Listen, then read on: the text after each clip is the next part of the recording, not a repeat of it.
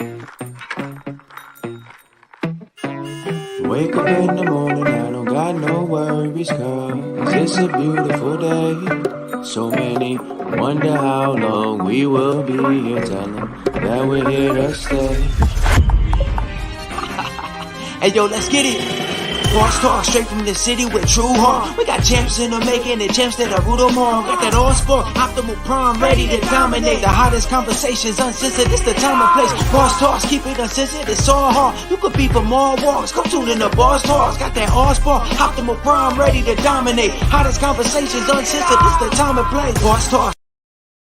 Man, what's up? What's good, Jeff? Nothing will fire you up like that Boss Talk song. Ain't that right? Dude, you know what? Shout out real quick. Kyle Man, Buckley, my man. that dude is so talented. Like, he made that in like 3 days or something like that. You know, like, it would have been 2 days, but I think you were getting a little picky. Oh no. No, I mean, he did. Honestly, man, shout out to Kyle Buckley, Conquering Giants.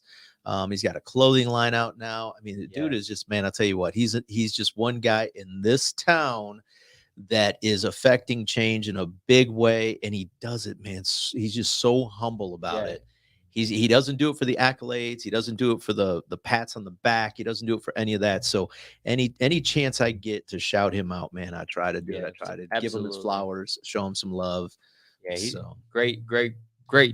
And Great dude. anytime we're down at the shop, see, I've renamed it. I don't even call it Monroe Nutrition anymore. It's just the shop. Yeah. Anytime we're down at the shop, man, it's like old school, like barbershop style. Oh yeah. Big hugs, conversations, and then of course we get our teas, our shakes. Ziggity boomers. Ziggity booms, baby. All right, let's get Love our it. sponsors out of the way. I'm going to shout out a few of these guys on the wall today. Yeah, let's do it. All right, go ahead. Kick us off, and then I'll jump in. Definitely. All right, let's start. Monroe Nutrition. We are Monroe, right? 739 South Monroe Street, right between Monroe Florist and our diner. We also got Triple D Liquidation. Good stuff at a great price. And then the newest clothing brand in town, BSB Clothing Brand. Let's go. Be somebody's blessing. As long as you're making sure somebody else's life is okay, God will always make sure that your life is okay. Yes, sir. Let's go. Tino, what you got for me, bro? Well, man, Amaya's Fresh Mexican Grill. We make it fresh daily, or you already know. Mom will kill you. Mama's going to slap me. Yeah. Man. Mama will slap me. And then, of course, Tino and Amaya State Farm. Man, 20 years I've been with State Farm Insurance Company, protecting people of Monroe County. And, just really opened up some doors for me. State Farm has been a phenomenal company to be a part of. Amaya Group, Inc., where we do small restaurant renovations. We just got another project. I'm going to be down in Ohio for a little bit, working with a restaurant down there. We're pretty excited about that. So if you know anybody that's looking for some menu redevelopments, maybe they just want to revamp their space, maybe they want to do some menu engineering, give us a call. And then today I want to shout out some of these folks on the wall, man. Yeah, we've got all these sponsors, Brain Jerk Entertainment. You see I'm wearing my Brain Jerk t-shirt. Don't be afraid to ask about the Brain Jerk merch. They've got a lot of stuff. Producer Josh can hook you up if you're looking for it. Ryan, of course, can take care of you. But, man, we've got IWR, Monroe Sports Center, Mugsy's, 8 Mile, of course. Let's go, Mikey. Who else we got? Movie. Who else we got? Let's see. We got IWR, Deb's Floral Designs and Event Specialists, Deb's, RPW. Lane's Pizzeria. They got that's the new pizza. that's the new guys. They got some good pizza. Dude, he's killing it. I'll tell you what, they're killing it. I know they're looking for location number 2. I mean, they're getting ready to just blow up the spot, man. They really are. That. And then who do we got up there? Brown Jug? Little Brown Jug. Okay. Yep. We got the jug. And then, of course, Maya's. Come on, let's go. Let's go. Go, dude. Yeah. Okay. So today, now that we got all that out of the way, beautiful day out, man, we got today's guest. The champ is here. The champ is here. Listen, I was super excited when you said the champ was coming on. I said, man, this is fight week. Yeah. And I can't imagine the mindset. We got the champ. We've got his coach. Coach Leon, straight out of the AA. Man. Not the Ann Arbor. Yeah, I was gonna say, please. Yeah, my man's like, I just got my chit today. Right? Come on, man. You gotta at least let's elaborate here. Clarify, man. Come on, Jeff. Hey, but we got the champ. It's fight week, big fight coming up this fight. weekend. Yeah. Man, well, let's go. Let's jump in. What you Yeah, got for me, Jeff? man. Let me give this guy and now coming in weighing at 185 pounds with a undefeated the record, pride of Monroe, the pride Michigan. of Monroe, the undefeated record, D Mills, the champ, Militime. And his coach, Coach Leon. Oh yeah. And then his coach. Yeah, man, come on, Jeff, you're killing it today. So, champ, talk to us, man. How's camp coming? How's it been? Man, it's been going good. You know, everything don't always come as expected. I mean, people look at my record, they say, "Oh, he's got a perfect record. Things must be going great," you know. But I mean, in life, man, you never know what's tomorrow. You know, you never know what's coming up. And you know, what keeps me so humble is probably my grind right now. Is, you know, I don't got it no better than nobody else for real. You know, Yeah. I'm, you know, pushing work, family, boxing. You know. Now I'm also, you know, putting in a lot more time at the gym, coaching the kids. Wow. You know, going from not owning a business to, so like I started an LLC, D Mills Boxing, probably like a year ago. Right. But I've never done nothing with it. So I've always put it to the side because think of all this other stuff I'm doing. And I'm like, you know, I'm just staying busy. It's like I just told Coach, man, like, we just got done training. Wow. We just got done training. I brought me a towel and everything just in case I drip a little bit. You were sweating on the way over. Well, you know, since you brought up Coach, since we, you know, a lot of people, it's the first time I've met you myself. Yeah. Tell us a little about you, where you're from. Tell our fans, you know, who you are. Yeah. I've been kind of under the radar. You know, okay. I've been around D probably for since 2019. 2019, yeah. You know, we met. Well, I'm from Detroit originally. Okay. I kind of moved around a lot, so I'm kind of like a mixed breed. Yeah. From Detroit originally. So from birth to about freshman year of high school, I moved out to Ypsi, which is probably about 10 minutes from Ann Arbor. Right. And then I went to Belleville High School. After high school, I wound up moving to Mississippi. I stayed in different parts of Mississippi, you know, cruised on over to New Orleans and eventually worked my way back to Ypsi. It was a Rolling Stone. You know, right? Far as boxing, I've just been in the family. Everybody. Yeah. All my uncles. My cousins, you know, male, female. It's just. So when did you become a coach? When did you start actually coaching people? I say around 2010.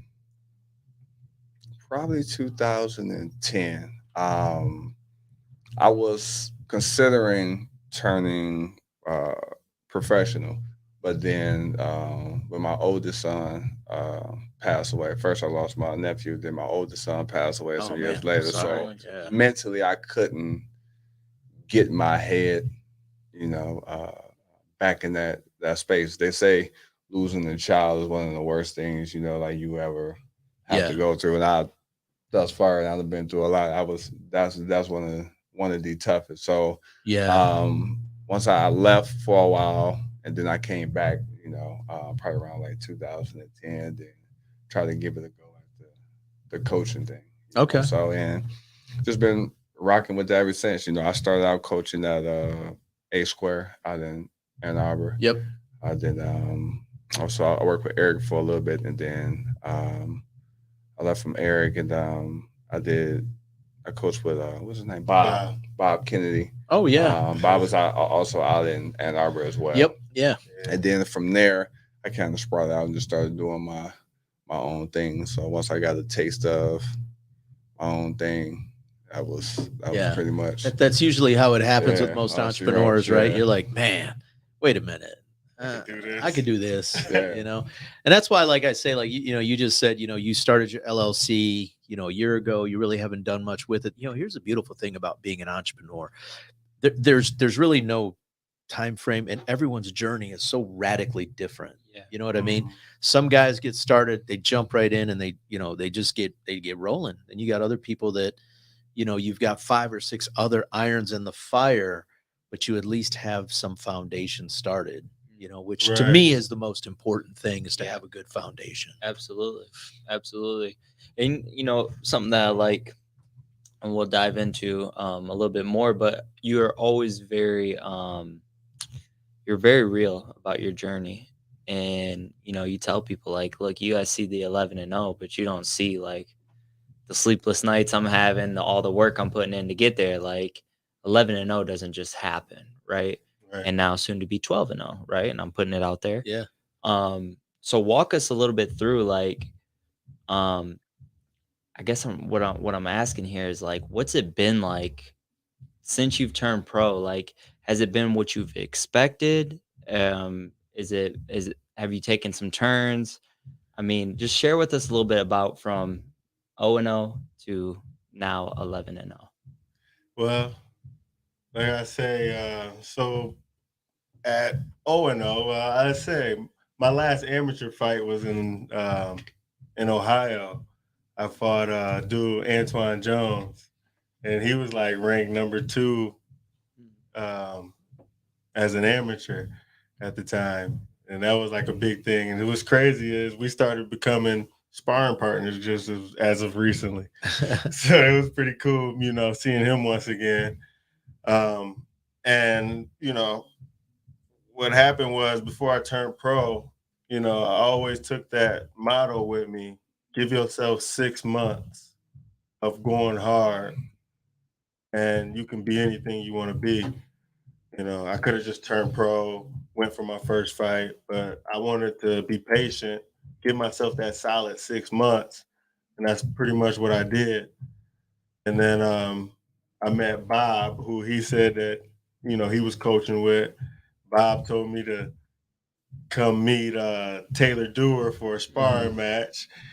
I go up to the gym, and he's there, and I was always going up here on Sundays, and Todd's at church on Yeah, Sundays. Right. Yep. that's the Lord's Day. Yeah. So that's the Lord's Day, champ. I'm not gonna make it. I'm like, all right, I'm going to get this work though. Yeah. Bob will take care. And they'll take care of me up there. So I get up there. I get in the ring. I see Dewar. I'm like, dang, he big boy. Right. Yeah. Like, it's whatever. It's another day in the gym. I get in there. Coach Leon, he's like, oh yeah, I met him a little bit. I'm like, I get in the ring, and I'm like, you want me in your corner? You want me to help you out or something? I'm like, man, just give me some water. I'll be good. You ain't gotta say nothing. No, true story. Yeah, he did. He actually said some that. water or something, bro. And so he was in my. He understood the vibe, I guess. Yeah. And he was in my corner, to give me some water. But first round, I'm sparring. He was like, "Ooh, turn up off of that. Ooh, hit that angle, jab." And a lot of the stuff that was coming out of his mouth would have been the exact same thing that Todd would have said. Yeah. And as it kept going, each round by round, I'm like, you know what? You sharp. I can bring you home to Todd. You know what I'm saying? Todd gonna be like, he know what he talking about. Right. I've come to a point where, like, I know this game now. There's a lot more to learn. Right. But it's a lot easier for me to learn it when these guys are telling me something. Mm-hmm. Yeah. Now, what's it been like, the mindset, like, kind of to tag on what Jeff was asking. So 0-0, the mindset is probably pretty scattered. Like, man, you just don't know. Deer in the headlights almost, right? I mean, we've all, I boxed, not at that level, but I boxed and I did martial arts and I competed, in Brazilian Jiu-Jitsu at a very high level. And, the first kind of time you step on the mat, or maybe in your case, step in the ring, man, you're like, you got all these things going through your mind all at the same time. Like, you know what I mean? Yeah. So from that to, do you ever get calm? Do you feel a sense of calm now that you're 11-0, or what's that mindset like? My calmness came after my first fight. my first fight, it was like I got in the ring and my first opponent, dude had to be about what, Close to my 6'4", height. 6'5", Yeah, 6'4", 6'5". Yeah. and he was ripped up. I'm like, and you know, I got nervous for a minute, but I reverted back to what a coach told me back at Golden Gloves, Erskine Wade. He was like, because I came out at Golden Gloves and I was like, Yeah. you know, and went to box. But he like, man, do what you do when you're in the ring. You just like at the gym. Hype yourself up. The champ is here. The champ is here. And he was screaming it all the way down to the ring.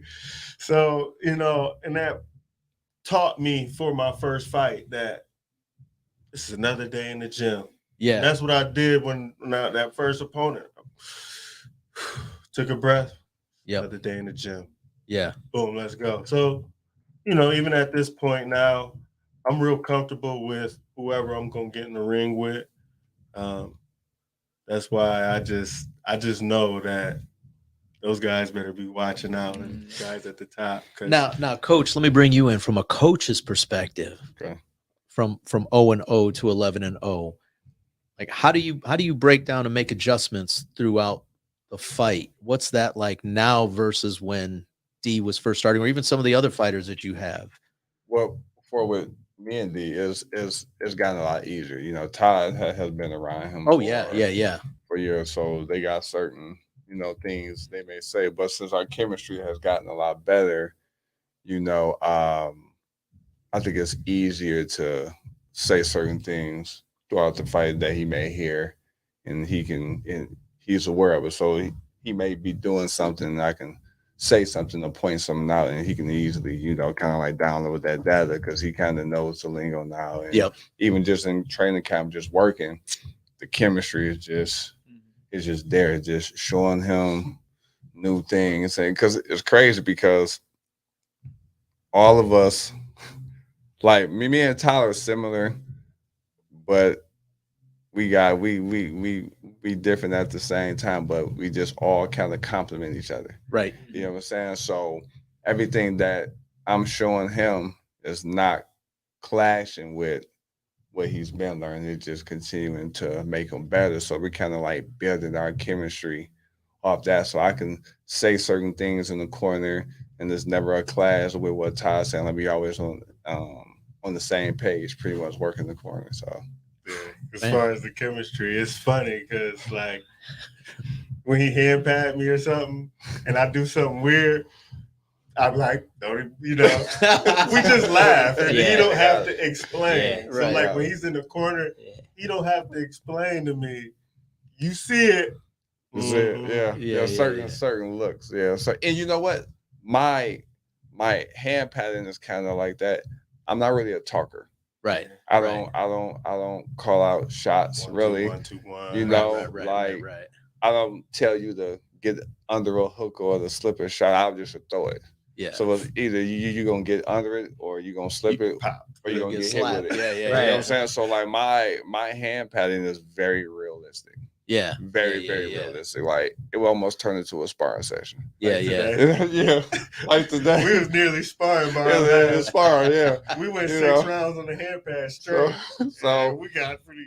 Yeah. So you know, I can look at him like that same look I give him in training. Yeah. Like I can almost look at him like that while he's, you know, if you come to the corner, or sometimes, you know, you may get that break. You know, anything can happen. The ref can call time, and you go to a neutral corner. You can like call him, and he'll look over. You can just kind of look at him, and he just I got it. You know. So it's just that chemistry that's been built up between us, man, and it's just getting better and better with each fight. That's crazy, because I know, like, I tell D this every time. Every fight he has, I'm on like the edge of my chair, and I'm up here like this, and I'm leaning over this person, and I'm all right, D. All right, yep, use that jab. Yup, slip. Yup. All right. Watch that. He's loading up for the right. And I'm sweating, and my heart's just doom, doom, doom, doom. And I remember talking to him, and I'm like, bro, like, I'm so nervous at these fights. Like, I know I couldn't even imagine like how you're feeling. And he's like, I'm not nervous. I'm like, you mean you're not nervous, bro? Yeah. I'm nervous and I'm not fighting. Yeah. I know you're nervous. And he's like, no, I'm not nervous, because he was like, I understand. Like, and really what he told me is like, he has clarity, which clarity creates confidence, Mhm. 100%. And so, and that only comes from having good coaches and, understanding the game, right? So let's talk a little bit to the youth of boxing, the guys coming up, the guys that are in it. Can you just give the younger guys some game? Like, what's some stuff to look for when, wanting to become an undefeated fighter, or even a fighter at the caliber that you're at, or, someone that, what do you look for as a like as a prospect of being a good boxer?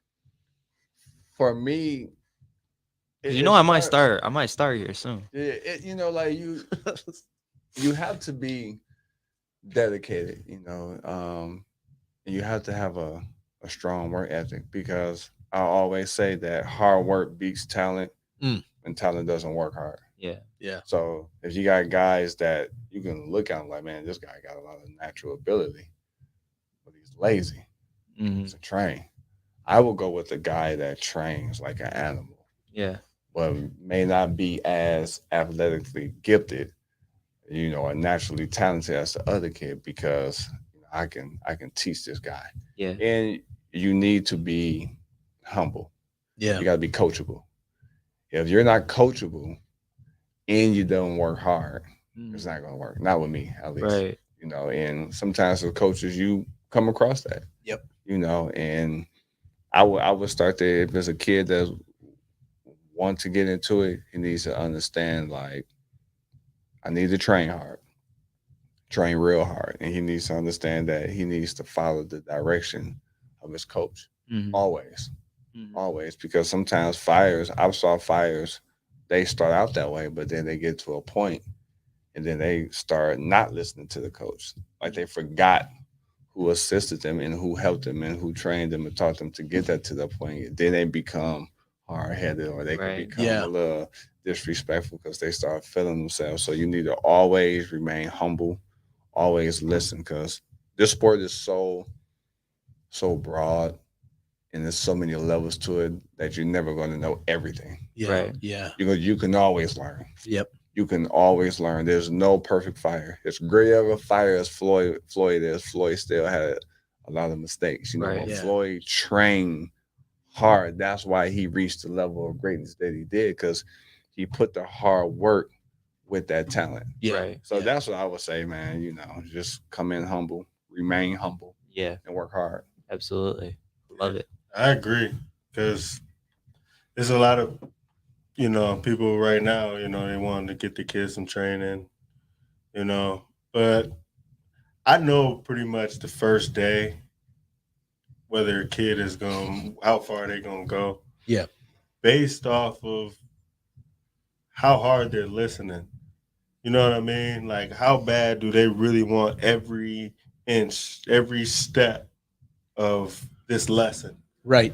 You know what I mean? Right. Like, because there's some kids that, jab, jab. No, you got to get your feet right. And they never even look at my feet. I'm like, you see what I'm trying to teach you? But they just worried about the hands when the first part of every part of boxing is footwork. Yeah, footwork. Yeah. I see these kids like right now. I mean, a lot of them not really listening to me. I seen them spar. Okay, you did your sparring for the day. This rest of this week, you probably don't need to spar. You need to work on your footwork. Yeah. Yeah. We know how you spar now. Yeah. Don't just make your bad habit worse. Go in there and learn something. Right. You spar again, make it technical sparring. See, I'll tell you from a business perspective, man. I love what you guys are saying, because I evaluate employees very similar. I was same just way. about to say. Yeah, I mean, I do a lot of restaurant consulting, and I consulted for a restaurant a few years ago, and the owner, I'd hired some gals, and the owner, now he's coming around and he sees my talent pool, and he was like, "Well, why'd you hire her and her?" It's like, man, we need we need attractive, we need this, we need that. I said, listen, man, I hire to a personality, right? Kind of like what you said, right? I mean, if they're hard workers, if they're coachable, if they're willing to follow the system and the process, sometimes you have the greatest looking kid come in the gym. Me. He's got, you got Jeff walk in. He's got the Jordans on. He's got the brand new trunks. He's got the brand new gloves. Works hard. I know where you're going with this. And then, but they don't want to put the work in. Yeah.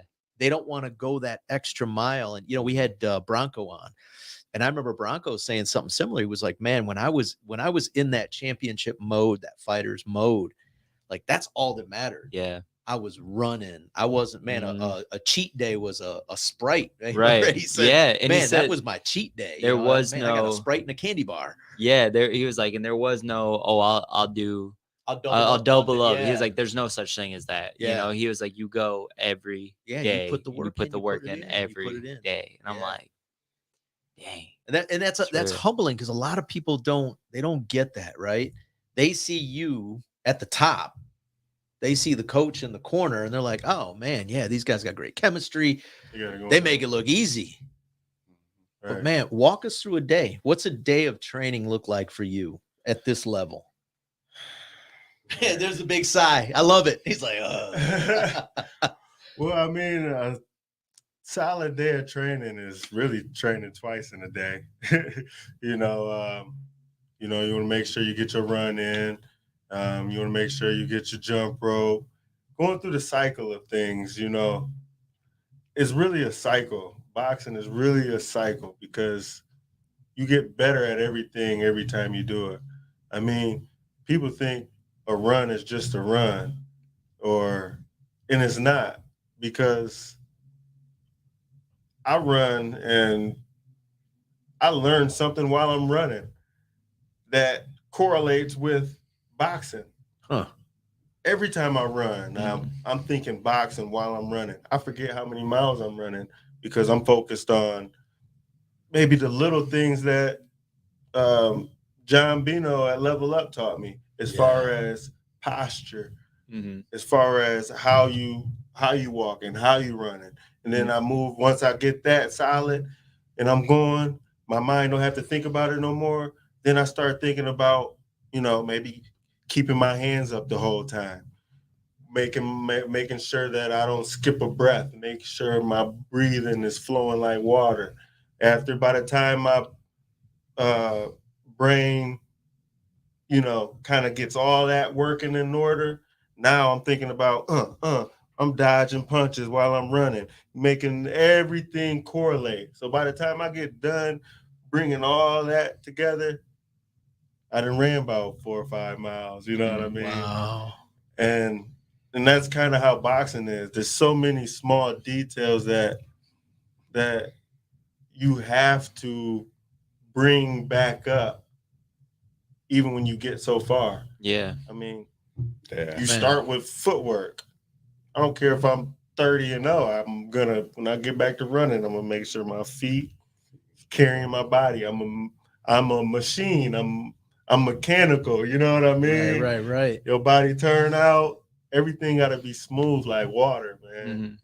Now, Coach, walk us through the mental aspect of training for the fighter, and what your role is in trying to keep like the mental aspect together. Look, I'm very, very, very mental. I'm big on mastering the mind. I got amateur fighters that I train as well, and I always try to. I tell my guys, it's okay to be nervous, because nerves kind of keep you sharp. Yeah, you don't want to go in there careless, but I respect any fighter that steps in that ring, but I respect nobody once the bell rings. Right. So I try to motivate my fighters to not let fear consume them. Yeah. Sometimes you have no control over being nervous, but you can choose to be courageous. So, I'm always big on motivating them when it comes to the opponent or just training. Because but it's a different type of motivation. See, with the family, when you got a family and you got a full-time job, a part-time, you got a full-time job and trying to do this, like training is full-time itself, especially once you in camp. Right. And sometimes that can be a lot, and you can get to a point where you're like, man, look, something, and I always try to come in with just getting him to see the bigger picture. Okay. And just try to put things in perspective. You know what I'm saying? That's always important. Just kind of getting him to. Sometimes when you're going through a lot, your mind can get real cloudy. Yeah. And you can have a tendency to lose focus. And if you lose focus, I'm on it. Yeah. I'm not a yeller. I don't yell. I don't cuss. Jump in your face. That's not my thing. But I'm very direct, but I do it in a very respectful way. Right. If you slipping, I'm gonna tell you slipping. If you need to, what I'm saying? Like, and I always let him know, like, if we slacking, we gotta understand that your opponent not. Right. You know what I'm saying? And always understanding, like, this guy not getting in this ring to have a conversation. He's not getting in this ring to play around with you. Or I found some highlights of this guy training, and then I'll send it to him. Like, I'll do all type of stuff. Look, man, he working. Yeah, he's working. He ain't playing. You know what I'm saying? And that's just pushing me even harder, and just going that extra mile. Yeah. Doing that extra sprint. Now you've heard, I've heard, fighters that they say overtrained. How do you overtrain? What does that look like? I think when people say overtrain is when sometimes I feel like some people will be training like almost 7 days a week. Rest is just as important to your conditioning as actually getting out there doing the physical part. You need to let your body rest. Okay. So your body can heal. Yeah. And recover. 7 days and recover. Yeah. 7 days a week. And like I hear some of the old heads. See, I'm older. I'm in my 40s, but I'm not as old as some of the old heads. Like, we was training 9 days a week. Yeah.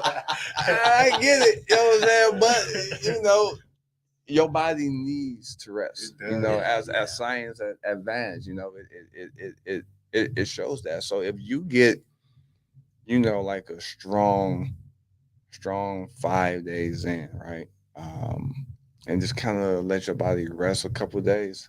That's good, because you figure if you work on Monday through Friday and you're doing 2 a days, and some people do 3 days, you need that rest. You can't go 7 days doing 2 to 3 a day trainings. You figure sparring. Okay, well you spar probably about 3 days out the week. Okay, but you still also running those same days, and then guess what? Then you get with Todd, and then he does training with Todd. And here comes Leon. Then he's doing 8 to 10 rounds with me. And then, guess what? I still got strength.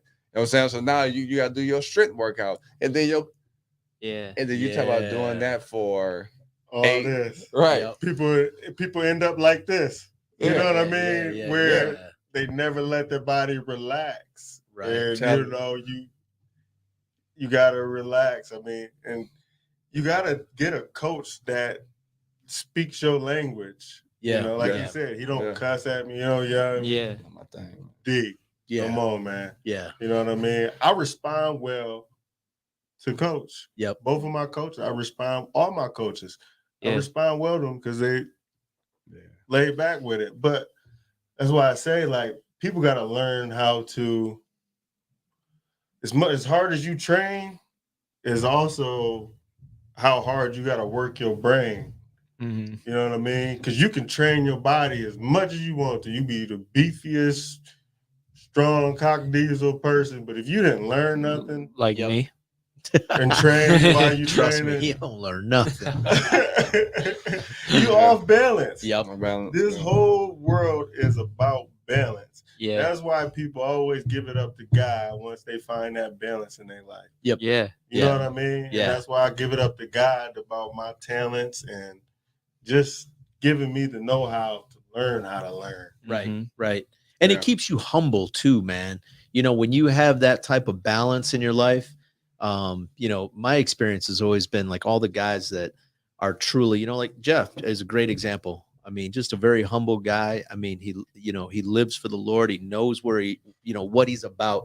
And for me, I consider that self-aware, right? I Mhm. think the most important thing you can do as an entrepreneur, just a father, you know, Yeah. a husband, just as a person, a friend, is to be self-aware of who you are and Yeah. what you bring. Yeah. You know what I mean? Because I mean, some people think that they bring more than they do. And Yeah. I mean, the reality is, man, we're all just wired to do all that we can, and this is it. You Yeah. know what I mean? Yeah. So So D, when that final bell rings, what is it that you're looking to get out of boxing, out of your ooh, career? yeah. Oof, that's deep. I want, ultimately, I just want people to probably understand basically like what I'm talking about right now, as far as balance. Mm-hmm. You know, I just want to be able people to trust what I'm saying. Honestly, Yeah. you know, when you get up there, influencers, I want people to trust what I'm saying. That's why I'm just gonna go out there and do it right now. Mm-hmm. And when I get my time to talk, you know, Yeah. I want people to trust what I'm saying, and I'm gonna show y'all that it worked. Yeah. You know what I mean? And balance is a really good key to life, man. People always want to, you know, do too much right arm workouts and not enough. Yeah. Skipping leg day or something, that you is know. so true. Oh, But you sorry. know That's the same way even when it comes to, and some fighters don't realize this when it comes to losing weight. A lot of fighters starve themselves. I was just getting ready to go there, man. Yeah, and that's not the way. You know, I'll tell my guys, in order to lose weight, you have to eat. Yeah. Okay, if you starve the body is going to go into protection mode. Hmm. You know, you got to almost lie to your body. You got to trick it. Yeah. You got to feed it so your body be like, oh, okay, so it's cool for me to relax a Train little it. bit. I can let some of these pounds go because I Yeah. know I'm a eat again. You know Yeah. what I'm saying? But if you starve the body, you know, like the body is not going to allow you to lose. Like you figure if you're doing 3 days, you're burning Yeah. at least 3,000, 4,000 right calories. I mean, doing hard workouts like that, Yeah. right? Yeah. If you're consuming 1,200 calories, Yeah. Where's the gas? Where's the energy going to come from? Yeah. and then you wonder, like, man, I'm so tired. I don't have no legs. I don't. Yeah. There goes your overworking for a fight. Yeah. You know, and then I've been not having the Overtrain. nutrition is important. Yeah. Yeah. Overtraining, doing too much, not getting the proper nutrition. You have to have the proper nutrition, not the pop, not the cakes and the candy. You got to get that proper nutrition, like them healthy green vegetables, getting the protein, make sure you're feeding your muscles so For the your most muscles part. stay. Right. You know, not the Yeah. pizza and them heavy carbs that's Yeah. weighing you down. Now it's okay to consume some healthy carbs maybe an hour before workout. So Yeah. once you get to the workout, it's been broke down, turn the sugar, kind of give you that boost so you can get you a nice hard workout in. But don't leave the gym at 8, 9 o'clock and say, man, then Go you to go McDonald's. home and you smash some Right. McDonald's, you know, Yeah. and then you're gonna fall asleep with that McDonald's on your stomach. You know, it's just But You know? then, but see, then you know, Look. my love. There you go. I mean, I'm not a McDonald's person or no fast food person. But as far as like eating right is very important. Yeah, Eating right is yeah. very important. But like he's saying, no, like we saying, because sometimes people starve their bodies until they can get the right meal. Yeah. Oh, I'm not gonna eat here because this ain't a vegetarian spot. Yeah. But now you just waited 2-3 more hours starving your body, Yeah. throwing your body into a shock Yeah. when you might as well Mhm. have ate you a candy bar, Right. you know, right, so right, your right. body can keep reacting, you know, eat a little bit, because it's when you get full is when your body, it's harder for your body to break stuff down. Yeah. You know, I really believe in portions. I eat a little bit of everything, but I don't eat to give. I don't eat to give. You see me go, he was eating, but you know, I mean, I can eat a little bit. I eat a lot of home cooked meals. You know what I'm saying? I might take a bite, coach, but I'm not eating Right. the whole thing. It's just a one bite. Because I tell you what, Oh, I man. went to Golden Gloves. We went to, I think, Louisiana or something like that. And I ate to lose weight. Like, Yeah. they're like, you eat more than everybody here. How you still losing weight? You have to at least feeding the feed body. your body. Yeah. You feed the body like Tricks the body to keep burning. The way I describe it to people is you got to treat your body like your favorite sports car, right? So if you're a Ferrari, right, you can't feed it the same gasoline that a Honda Civic gets fed, right? Right. It's special fuel, right? But you also, you have to do the maintenance on it. You have to do the oil. Your oil translate to your water, right? Your body needs water to function, to move properly. That's the same with your favorite sports car. You don't fuel a Ferrari with the same gas that you'd fuel a Honda Civic with.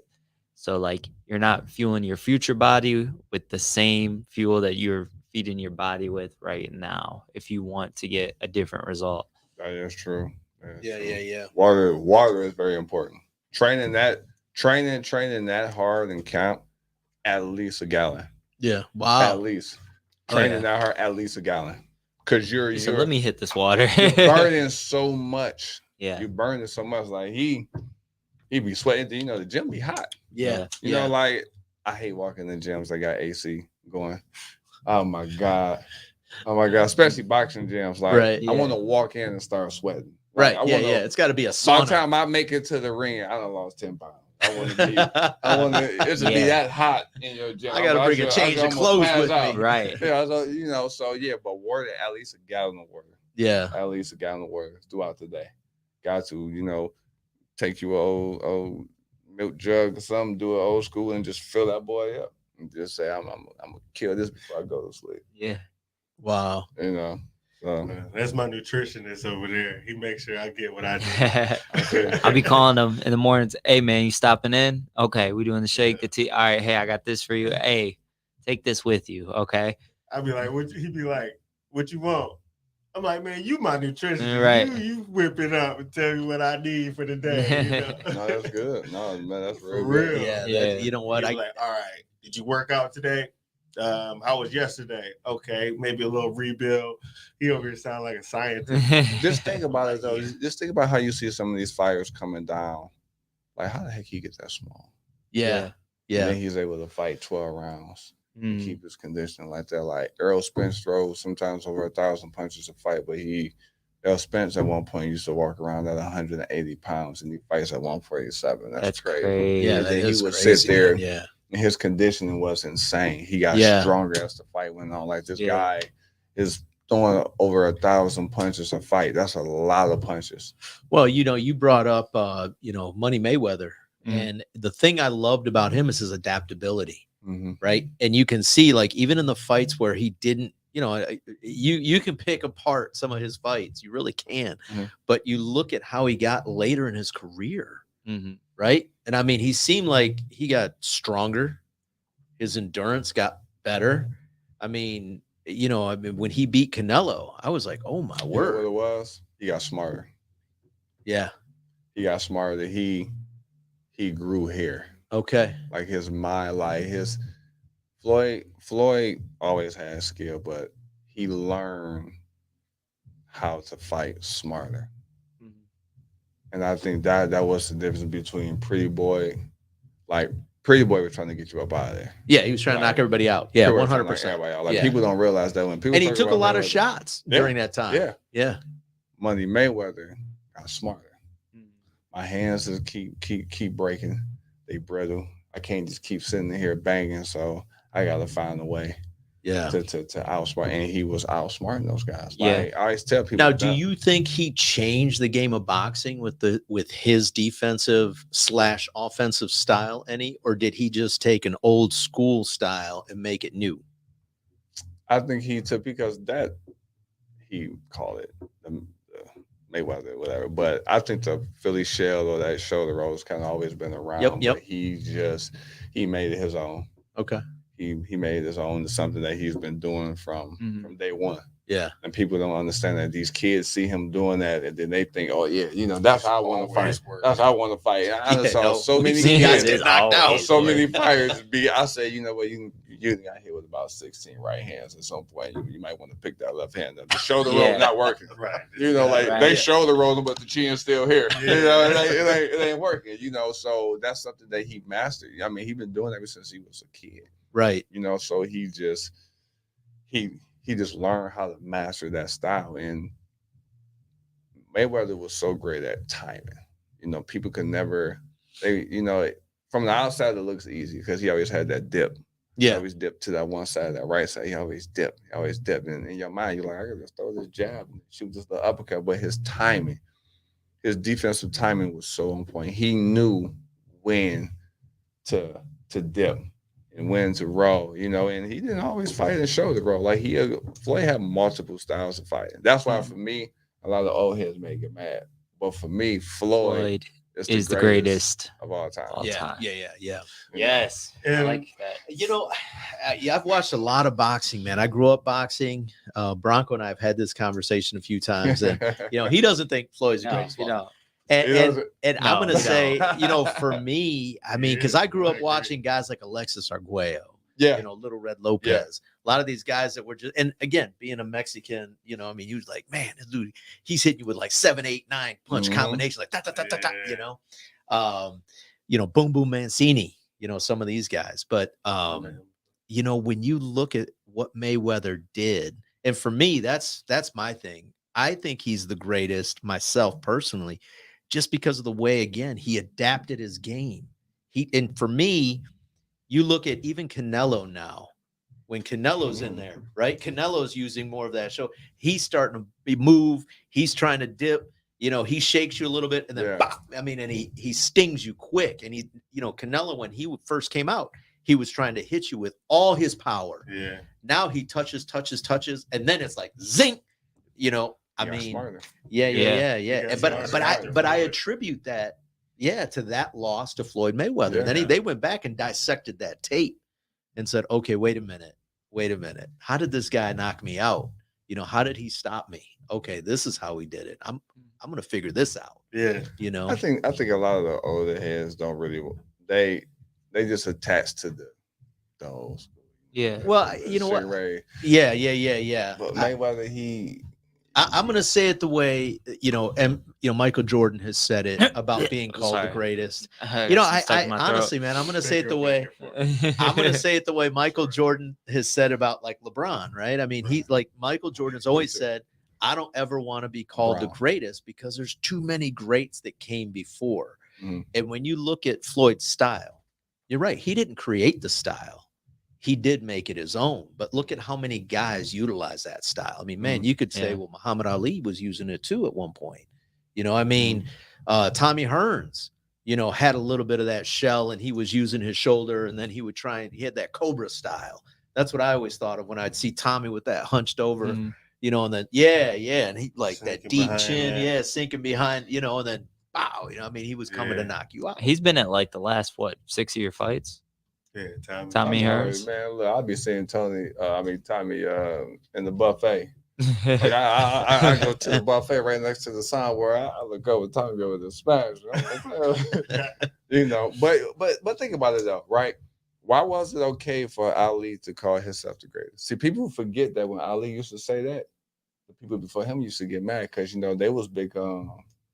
Sonny Liston, you had Joe Louis. Like, they was like, how you gonna come in here and tell us you the greatest over? But Ali was like, I'm the greatest, but I respect what Floyd saying. Like, why would I give a sport my whole life to say somebody else is better than me? Right. He's broken every record almost. Right. Yeah.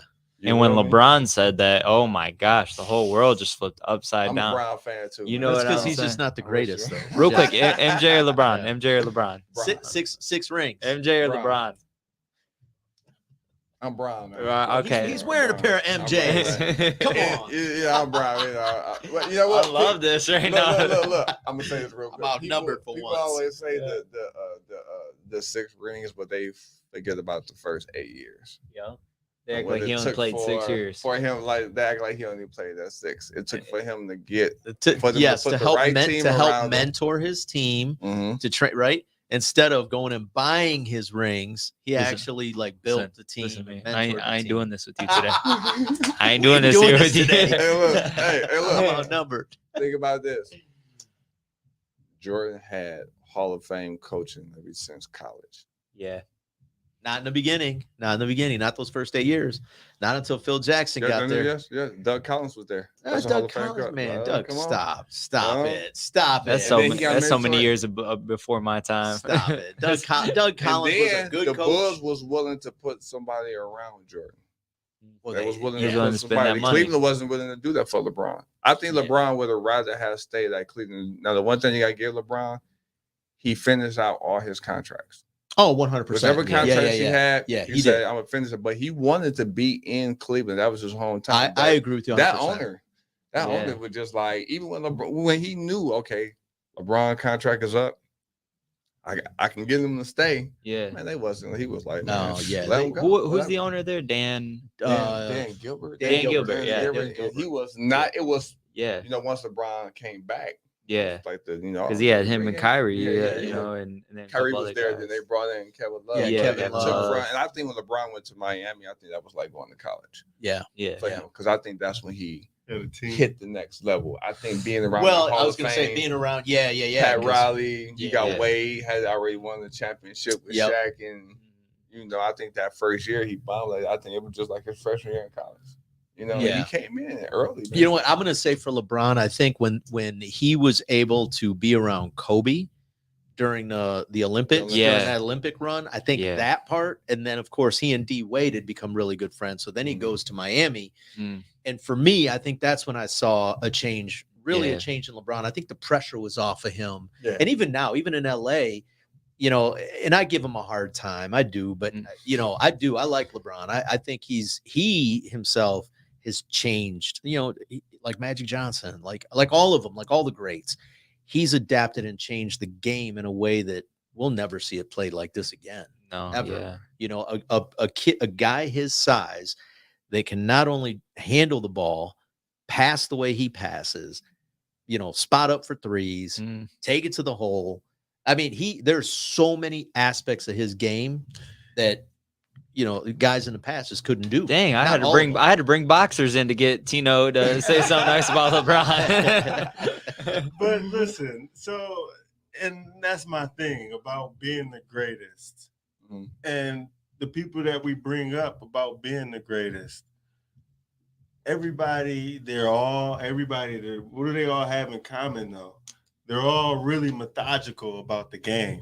Yeah, definitely. You know what I Yeah, mean? yeah. Like you said, LeBron humbly still learned when he being around Kobe or being around Jordan or being around these other guys and how they managed to balance their life off the court. the court or off the field or out of the ring, what makes to bring it all in perspective, to bring all that, I think that's what pretty much makes the greatest of all time. Yeah. I mean, so like Floyd, I think he's dedicated his game.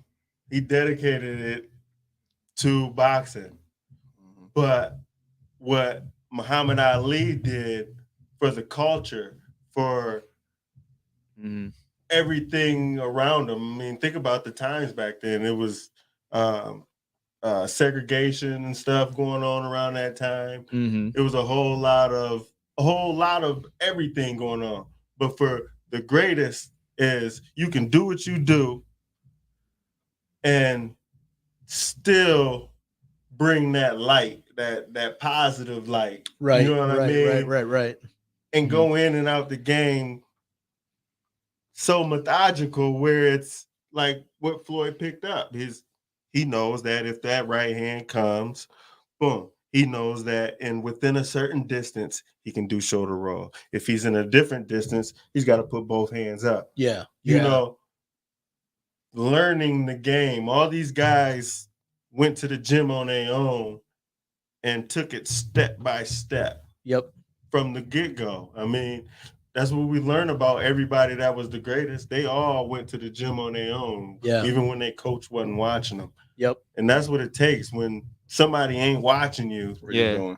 What are you doing? Yeah. I mean, I'll be at the grocery store like, my girl be like, would you quit shadow boxing? It's like when E.T. said, a real man in the dark, when nobody's watching, he's putting in work. Yeah. You know, I mean, wherever I'm at, those times I'll be in a meeting and I'll be like, I mean, Bronco had put it to me one time. You know, he was like, once you transition from the amateurs to the pros, you're gonna learn about that snap. That whip, that snap, the way them shoulders roll, you know what I'm saying? The way them shoulders pop. And so, without Bronco keep telling me over and over, like I literally watched just that when I started watching boxing.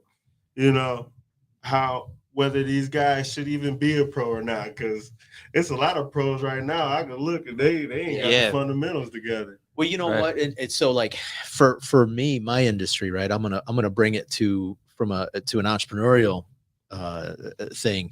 We're the same way. I'm the same way when it comes to cooking. A lot of guys, you know, and I feel sorry. You know, and I tell my wife when I met her, look, when I go on vacation, I find restaurants that I can cook at. A lot of people don't believe me. They're like, no, that's not. Yes, it's very true. When I go back to LA, every time I go, I literally scour. And I find, okay, this is the new hottest place. This is the chef. I send them all my credentials and say, man, I just want to come and be a fly. I want to come and work for free. Yeah. Because I want to learn. I want to, you know. Yeah. And for me, when the time comes that I know I do not want to walk in a kitchen, that's when I know it'll be time for me to just walk away completely. You know what I mean? And that's kind of a lot of what you're saying is, man, you're dissecting tape. You're watching a shoulder movement, you know, coach over here talking about, you know, man, you know, these guys that have to do this and the timing and the way this guy times things. Those are the things that as lay people, we don't see all that. You know what I mean? Like you talking about Floyd right now and the way he learned his timing and the mental aspect of it. I'm sitting there going, he's just fast. He's just fast. I mean, I don't know what you're talking about, coach. He's just fast. You know, you talking about, you know, the footwork and how you're still learning footwork. Man, it just, to me, it seems like it's never ending. Yeah. It doesn't. So, coach, we got about 5 minutes before we wrap. Walk me through as you start to see these guys develop. How do you keep them motivated? This is what I say. Self-motivation is for self. Mm-hmm. I can't give you that. Wow. Right. I can't give you. This is something that you have to want for self. That's it. Now, if you hit a low point or you hit a wall, I'm there. I can get you through that. But staying motivated or that self-motivation, there's nothing I could do about that. That's something that you got to want for yourself. But leading by example sometimes, because my guys, I have to be the best. I don't operate under fear. I don't care who I'm coaching against. Like I never go into a fight thinking another coach can outcoach me. Right. At all. That's not how I think. And that's the energy that I will pass down to my fighters. I ain't worried about this coach. They can't beat us. That's how my mind thinks. They can't beat us. And you know, I just think feeding off that energy and you know, and I'm always trying to give some sort of words of encouragement just to uplift my guys. And my guys know I got their back too. You Absolutely. I fight for my guys. My guys know that. I remember that. I was there. I'll tell you, look, hey, in a minute, you know what I'm saying? But I think just the initial self, like you have to be self-motivated. It's called self-motivation for a reason. It starts with this self, you know, and if you can have that self-motivation, I can get you the rest of the way. You know what Yeah, I'm saying? love And with it. that together, like we not gonna lose. I can't be out coach, man. I'm sorry. Man, I'll tell you, I I'm love ready. I'm that. ready to get in the ring now, Yeah. man. All Let's go, coach. So real quick, you guys have been through many rounds in the ring, but we're gonna do a new segment on the show, and it's called Speed Round. Ding. All right, real quick. The rules are you answer with whichever name that you believe would win in the fight. Okay. You just answer with that name. Okay. Okay. So I'm gonna throw some names out there. You guys just both tell me whatever. Okay. So we'll Okay. start. Tank or Garcia? Tank. Tank. Okay. Haney or Lomachenko? Yeah, if I got to bet my money, I would say Devin. Okay. Yeah, I gotta give it to Haney because he's just methodical. I think he's learning so Just much. one, champ. Just Haney. I'm gonna Okay. give it to Haney. Benavidez or Canelo? Benavidez. Teofimo Lopez or George Kambosos? Oh yeah. I mean, George. I think T.O. beat him again in the rematch, so I would say T.O. Okay. D Mills or Isaiah Thompson? I say D Mills by. I say probably like a 4th round stoppage, maybe knockout. You know. Okay. And here's the final one: D Mills or Jeff the Showstopper Copi? You know what? Don't answer that one. All right, guys. So that's what we had. Oh man, guys, listen, I want to thank you so much for being here. It's been incredible, man. Every time we do a show like this, especially with the sports people, I'm going to leave you with this. I tell every entrepreneur out there, there's two skill sets that I always hire specifically for. If you walk in and told me you boxed, even females, you walk in and say you boxed, I see that on your resume, 99% of the time you're probably going to get hired. I'm going to ask you some deep questions because I'm going to ask you about your first losses, how many losses you had. We're going to find out if you boxed. Right? Yeah, we're going to find out. And then if you wrestled, because they're the two sports where you learn how to lose first. Yeah. And when I say this, people are like, no, my cousin was undefeated, blah, blah, blah. I'm like, no. But he lost in the gym and kept showing up. Yeah. He lost on the mat in practice and kept showing up. He started at 8 and he kept showing up. That character trait you cannot teach. You can't teach that. You just can't. So I always, any entrepreneur out there, if you see someone and they say that they wrestled, I don't even care what level they wrestled, they boxed, I don't care how far they got, hire them. They're worth it. Guys, I want to thank you so much for being here. Jeff, what else you got for me? Man, thank you guys for stepping in. It was on late notice too, so thank you guys so much. Yeah. And we appreciate it. And let's Canelo, by the way. Are you taking Canelo? Take Canelo, yeah, man. Yeah. I gotta stick with I want to fight Canelo. Let's go. Let's go. I like that one. Yeah. All right. All right. Hey, and let's get it done this for. Oh yeah. So Yeah. this week, let's go. D. Before we forget, where can they get tickets? Where can they? Because I know you still have tickets available. Yeah. So Still got tell tickets everybody. available. You can hit up my mom, Veronica. She's been managing my tickets for me, taking that off your plate. taking it off my plate. Hey, can we mention too? Matthew Nozalek is Matt. fighting too. Nizick, right? yep. Nizick. How Yep. do you say? Is it Nizick? Okay. Yep. Yeah, he still got tickets. Okay. Hit up Matt Nizick. We both out here getting Monroe there. Hit up Matt. Hit up me. Let's go, guys. Matt We got looking to support. We got to support. Matt these looking real guys. sharp too. Yeah. So. Good. Well, you know what? If you're coaching them, I'm going to vouch for him. I've been watching him run down Monroe Street. I told him the other day, I said, man, I saw you. And I mean, he's running. Yeah. My man's running. I said, Yeah. holy cow, he's making me tired. Yeah, Matt looking sharp. Like we gonna get 2 stoppages. Let's Ooh, go. that's what I want to hear. Put Me too, Monroe on son. the map. Let's go. Hey, and D said if you give his mom any problems with the tickets, he'll be 12-0 before he even gets to this next fight. All right, guys, listen, that's a wrap. Thank you so much for listening. Thank you for watching. Those of you that tuned in, gentlemen, thank you so much. Jeff, We're out of here. Let's go. Peace. Place Boss Talks, keep it uncensored. It's all hard. You could be for more.